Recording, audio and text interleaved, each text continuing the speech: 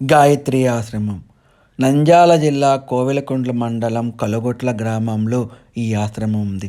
ఈ ఆశ్రమానికి చాలా వైభవం ఉంది. అదేమంటారా, ఈ గ్రామం బ్రహ్మంగారి ప్రీతిస్తున్నటువంటి సిద్ధయ్య జన్మించిన స్థలం. అప్పుడు దీన్ని కాలాపురంగా పిలిచేవాళ్ళు. రాను రాను రాను ఇది కలగొట్లగా మారిపోయింది.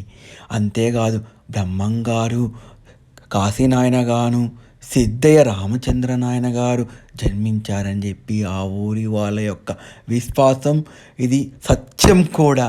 కాశిరెడ్డి నాయన గారి ఆధ్వర్యంలో రామచంద్ర నాయన చిన్నమ్మల దంపతుల మీదుగా ఈ గాయత్రి ఆశ్రమం నెలకొడింది.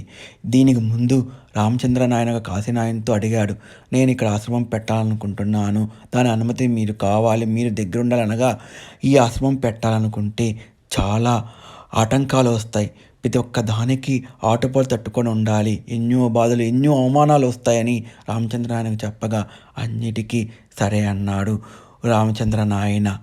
అందుకోసమే ఆయన గాయత్రి ఉపాసకుడు. అందుకోసమే ఈ ఆశ్రమాన్ని నిర్మించారు.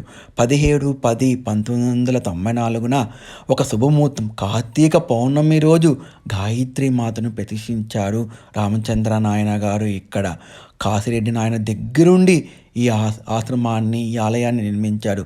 ఈ ఆలయం చుట్టూరు కూడా అమ్మవారి యొక్క బీజాక్ష మంత్రాలు తోటి అధిష్ట దేవతలను ప్రతిష్ఠించారు నాయన గారు. కొన్ని రోజుల తర్వాత ఇక్కడ 365 రోజులు కూడా అభిషేకాలు జరుగుతాయి. నిరతాన్నదానం కూడా అప్పటి నుంచి జరుగుతూనే ఉంది. ఇక్కడ ఆగే ప్రశస్తే లేదు. ఇక్కడ పూజారులు ఎవరో ఉండరు, అంతా అక్కడ చేసుకునే సేవకులే ఈ అభిషేకాలు కానీ ఈ పూజలు కానీ చేసుకునేది. ఈ మంగళవారం, శుక్రవారం ముఖ్యమైన దినాలలో, పండగ దినాలలో ఇక్కడ ఆకు పూజలు నిర్వహిస్తారు.